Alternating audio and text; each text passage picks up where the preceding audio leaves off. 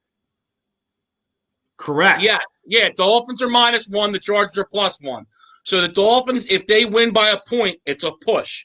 They need to win by 2 or more points for me to cover. If they obviously lose or tie, I lose the bet. If the Chargers tie, they win because they're getting a point. So, into the Bengals game. Angela's getting ready to bet some games now. Yeah. She's ready for hopefully we'll see her out. We will see her out in Vegas. I'm going to turn her into a degenerate. I really am. Never gambling everything. She'll be in GA before I'm done with her. So, but Bengals +7.5. I agree with Stiz. Stiz tomorrow. I might bet them money line. I'm being straight up with you. I just got a hunch. Steelers have been struggling the last couple of weeks. Ben, I don't think he practiced this week. So COVID. He kind of hurt that knee last week.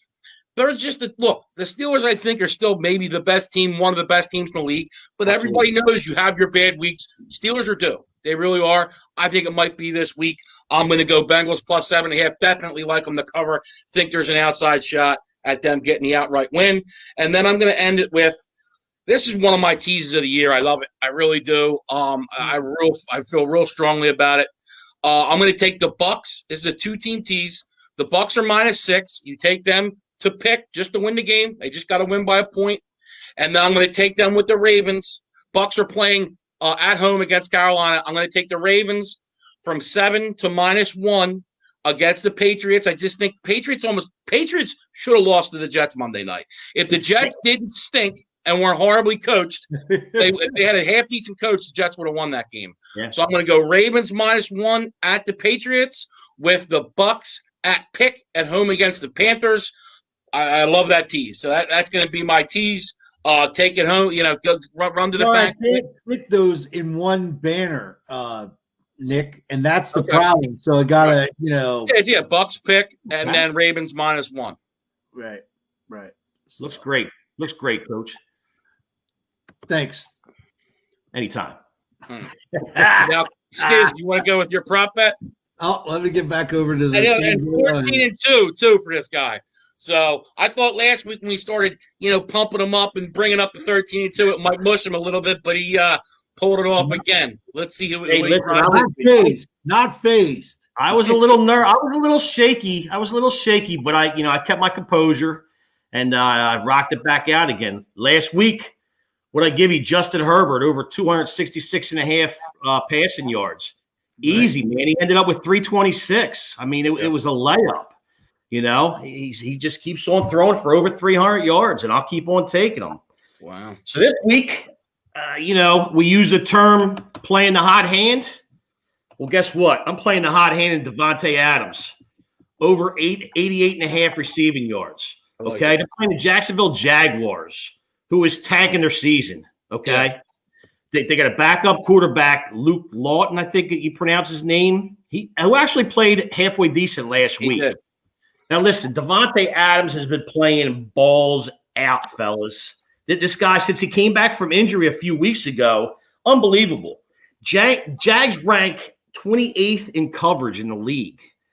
They're a 14-point underdog. You tell me, man, Aaron Rodgers is going to be airing the ball all over the place.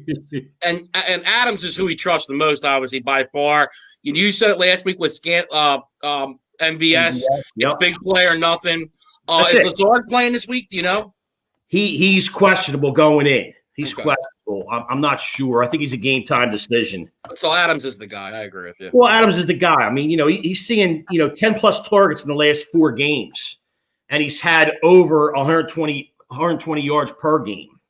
So in my eyes, I'll tell you, starting a year, you have a lot of receivers that you look at as the number one. I mean, this guy's the number one in my eyes.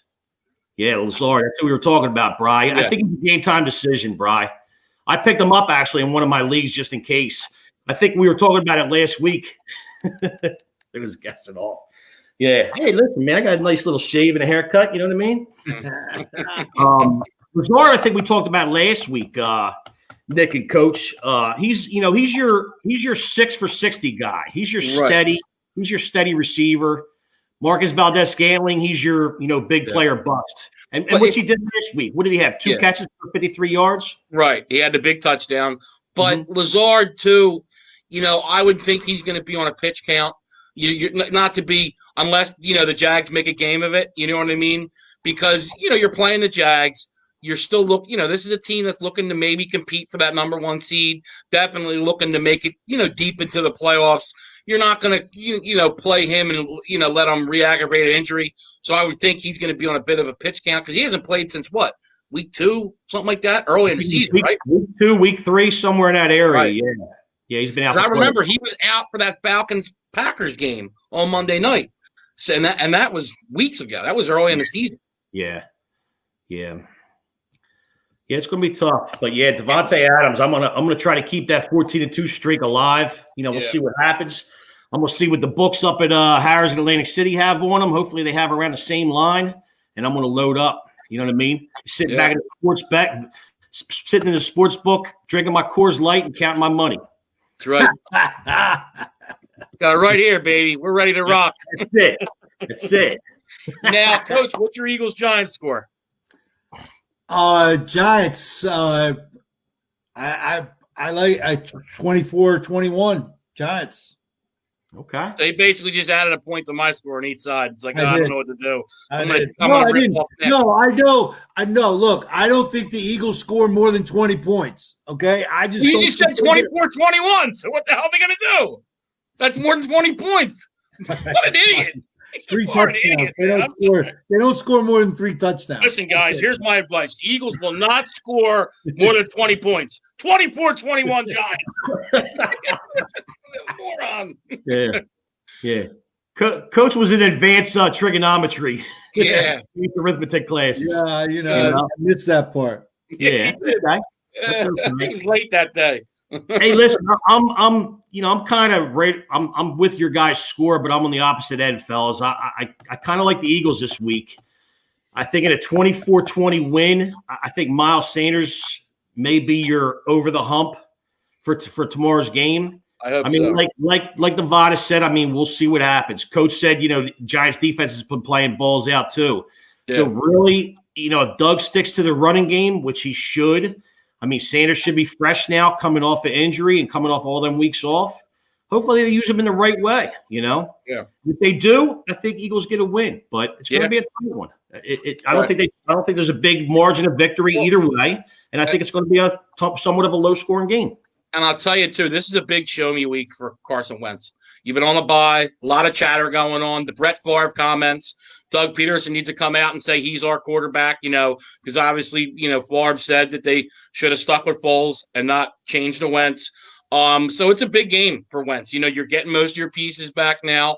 They got their line back except for obviously Brandon Brooks, but still, they're fairly healthy. You're missing a tight end and a guard. Jackson, I don't even count. He hasn't been relevant since he hasn't been relevant in his second turnaround with the Eagles. I'm sorry to say, I love Deshaun for what he did for us the first stint, but this second stint he's been, hasn't been on the field, so he can't do much. But it's a show me game for Wentz. We'll see how he plays.